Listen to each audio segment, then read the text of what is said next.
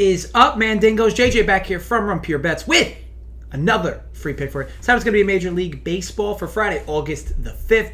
Game is going to be played between the Baltimore Orioles and Tampa Bay Rays. Current betting spread is Rays minus 150. Total 9.5. Nice to land another one of these videos. First 5 over 4.5. Cards Braves from Tuesday. It actually cashed in the top half of the first inning because, I mean, who actually likes sweating games?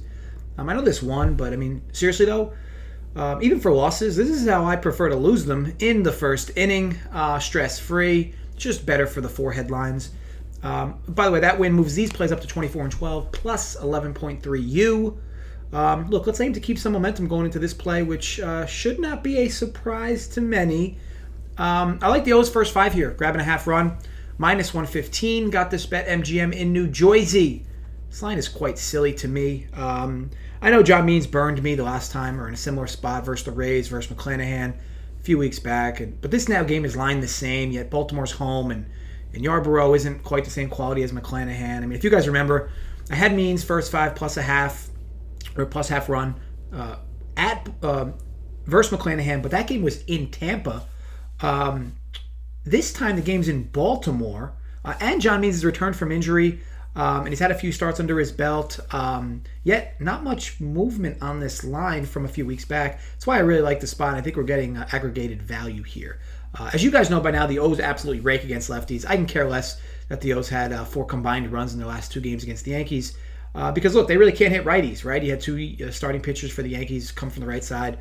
But we know the O's can absolutely mash lefties, and they come back home here where hitting conditions certainly favor their righty sticks. They got to Yarborough a few starts ago, but honestly, I could care less how that relates here. His numbers are very poor overall versus right-handed bats, and he really doesn't strike anyone out. He's also giving up a whopping 17 home runs in 92 innings to right-handed bats. Yarborough is somewhat dominant versus lefties, but that probably doesn't mean much here, as after Cedric Mullins, this Orioles lineup is practically all righties.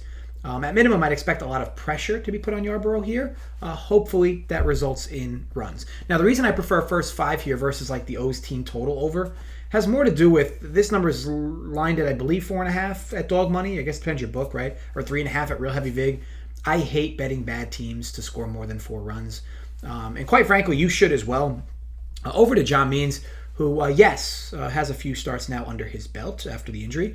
He hasn't looked like the same pitcher before his injury, but did show some flashes of brilliance versus the Tigers in his last start. The problem is that's the Tigers, right? This Rays lineup has very few free outs. Now with Nelson Cruz in the middle, they're improved versus lefties as well, despite what their numbers say overall in the season. Now looking back at the recent Seattle series, though, for this Rays squad, his team's struggling at the dish coming into this series. 3 straight games without more than 7 hits, and a total of 13 opportunities with runners in scoring position through those games. I mean, think about that for a moment. If someone hits a leadoff double, that's 3 opportunities alone in 1 inning.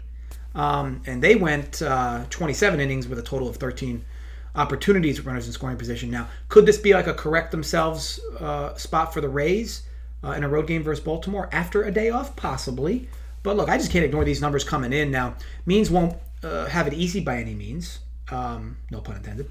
But look, he should be able to build on his recent confidence start. I'm going to avoid full game here because these bullpens are truly night and day. But from all angles here from the first 5, I'm very content with a tie cashing this wager. Weather doesn't matter, so I'm not going to go into it. But yes, O's first 5 here plus the half run is the like. Now give me the team in the Orioles who absolutely rake against lefties. Against a guy in Yarborough who struggles with any levels of consistency versus right-handed bats. The O's have their quote-unquote ace on the hill, who finally should have some confidence after a few starts and now draws a team in Tampa that enters in a bit of a drought. And we do know what their lefty numbers are as a team. They did fix this a bit with Nelson Cruz, but they need a lot more than that to fix overall. And look, again, all we need is a tie after 5. So again, play is Orioles first 5 plus half a run. Got this minus 115, bet MGM in New Jersey. May the odds be ever in our favor. I want to thank you all for watching. If you enjoyed, thumbs up. Create some fake accounts more. Thumbs up. If you did not enjoy, I hope somebody takes a dump in your mailbox. As always, drop comments below with your thoughts on the play. Let me know who you're betting for tomorrow's slate as well. You guys know, comment section. Warm water. Be sure to dive on in. And as always, nobody likes quiet stalkers. Feel free to comment, folks. Even if you just let me know who you're betting tomorrow, I'll be sure to get back to you. I always do.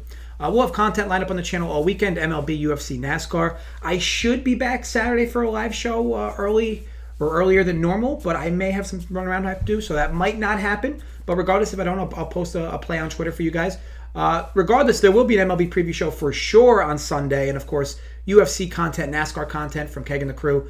Overall, though, until then, be sure to gamble responsibly. Stay safe, folks, and thanks again for watching.